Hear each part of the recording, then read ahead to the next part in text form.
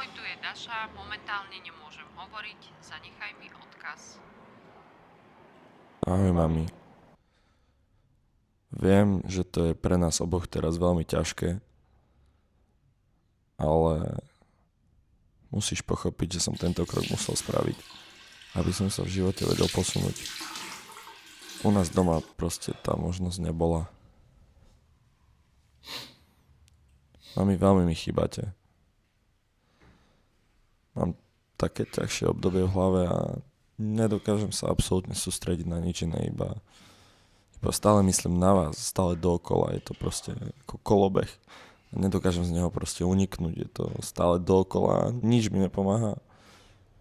Nedokážem robiť veci, nedokážem sa pohnúť z miesta, je to proste nechuť voči všetkému. Jediné, čo mi pomáha, je chodiť preč, odchádzať do prírody, do lesa. Tam sa cítim lepšie. Mami, strašne mi chýbate a neviem, či to bol správny krok. Ozvi sa mi, prosím, keď budeš môcť. Ahoj.